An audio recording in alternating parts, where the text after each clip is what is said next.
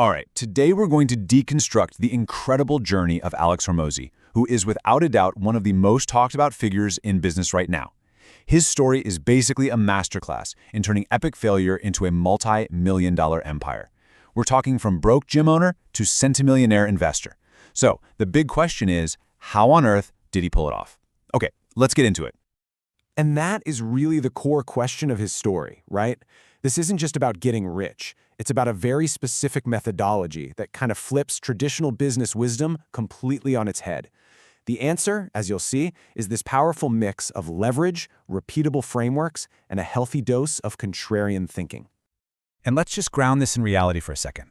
$46.2 million. That was the all-cash valuation for the majority sale of his companies back in 2021. So this isn't some theory from a book. It's a real-world result that, frankly, demands a closer look. So how'd he get there? Okay, so here's our roadmap. We're going to start with his contrarian foundation, then dive into his trial by fire in the brick-and-mortar world. After that, we'll cover the game-changing pivot that changed everything, see how he scaled the empire, break down his famous $100 million frameworks, and wrap it all up with his final form as an investor. So let's start at the very beginning, with his foundation. Hormozi is a first-generation Iranian-American. And, like a lot of children of immigrants, he felt this very unique pressure to succeed. And man, that would become a huge driving force in his life. This slide really lays out the core conflict he was dealing with. On one side, you have the expectation. His family defined success as a secure, prestigious path. You know the deal: doctor, lawyer, or in his case, a high-paying consultant.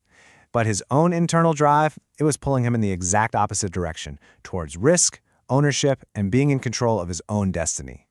And this quote right here, honestly, it's the key to his entire career.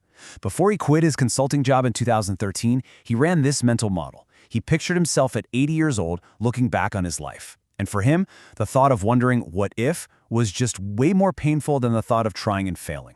So, he made the leap. And that leap, well, it took him straight into the fire. Which brings us to section 2, his first real venture, where all those clean theories from consulting met the messy, brutal reality of running a small business. Yeah, this was not a glamorous start. Not even close. He was so broke that he literally slept on the floor of his gym in Huntington Beach because he couldn't afford rent for both an apartment and the business. Then a failed partnership completely drained his bank accounts, and he was staring down a very simple choice: learn how to sell or go bankrupt. So backed into a corner, he had to engineer a way out. And he had this huge epiphany. Customer acquisition didn't have to be random luck. It could be a science. He built this simple 3-step playbook. First, use paid ads to create a flood of leads. Second, use structured scripts to close high-value packages. And third, restructure the pricing to guarantee a profit on every single new member. He ended up perfecting this algorithm by turning around over 30 other struggling gyms. And this leads us to what is probably the single most important inflection point in his entire story. This is the moment he went from just being a skilled operator to a genuine tycoon. You see, even with all of his success, the day-to-day operational grind of running physical locations was just crushing him. In 2016, facing yet another cash crunch, he made this desperate Hail Mary pivot. He realized the real value wasn't in his labor fixing gyms. It was in the system he had created. So he stopped doing the work and started selling the playbook. And that was the birth of Gym Launch. And this wedding cake model, as he called it, it brilliantly illustrates the core of that playbook. The base layer is a high-ticket, short-term offer that actually pays for all your advertising up front. That means you're basically getting customers for free. Then, the middle layer builds that profitable recurring revenue. And the icing on top? High-margin upsells. This simple structure solves the #1 problem that kills small businesses: cash flow. So with Gym Launch just exploding, Hormozi suddenly had way more than just cash. He had a massive captive distribution network of thousands of gym owners, and he was about to leverage it in a truly genius way. I mean, just take a look at these numbers. They're insane. The licensing model was like pure dynamite because it had literally zero cost to replicate. He could sell the same digital playbook to a gym in Ohio or a gym in Australia. It didn't matter. This kind of capital-efficient growth was just staggering, netting $20 million in profit in only 18 months. So, What did he do with his new network of 4,500 gyms? Well, he realized they were all sending their clients to Amazon or GNC to buy supplements. So he just launched his own supplement company, Prestige Labs. The result? $20 million in revenue in its very first year. But how on earth did he grow that fast? It was all about perfectly aligning the incentives. He went to the gym owners and offered them an unheard of 40 to 50% margin, which blew the typical 10 to 15% right out of the water. This move instantly turned thousands of them into a hyper-motivated, zero-cost sales force. It was just a masterstroke. And this timeline just puts the sheer velocity of it all into perspective.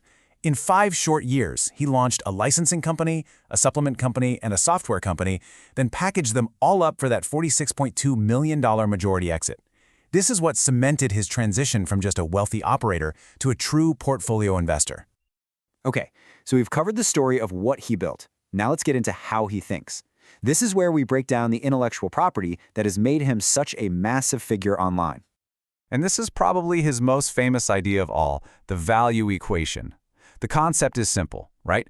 To create an irresistible offer, you maximize the stuff on top and you crush the stuff on the bottom. Now, most businesses only focus on the dream outcome. Hormozi's genius was realizing the real leverage is in increasing the likelihood of achievement while slashing the time delay and the effort. Basically, make it fast, make it easy, and make it believable, and you can charge a fortune. And that brings us to today. With the capital from his big exit, he and his wife Layla launched Acquisition.com, an investment firm that does things very differently. This slide is a perfect contrast between the old way and his new way. Traditional private equity firms, they hunt for deals. They have armies of people doing cold outreach. Hormozi has completely flipped the script. He built a massive media machine that gives away incredible business advice for free. This builds immense trust. And what happens is ideal investment targets, successful founders, they come directly to him. He doesn't hunt for deals, deals hunt for him. Now, of course, when you get this big, you're going to attract some scrutiny. Critics will argue that a lot of his content is really just a repackaging of old marketing principles for a new, younger audience. There have also been consumer complaints about some high-pressure sales tactics in some of his portfolio companies. And some people question whether all his free content is really just a sophisticated way to harvest data from millions of entrepreneurs. But when you boil it all down, his contribution can really be summarized by this idea. He's effectively gamified the process of acquiring wealth. He took these complex business concepts and translated them into simple, actionable playbooks, basically creating a cheat code based on the simple, brutal physics of volume and value. And that leads us with the big final question for you to think about. Is Alex Hormozi providing the definitive blueprint for how to build a business in the 21st century? Or is he the ultimate example of how to build a powerful personal brand and then monetize that influence at the absolute highest level? You know, the real answer? It's probably a little bit of both.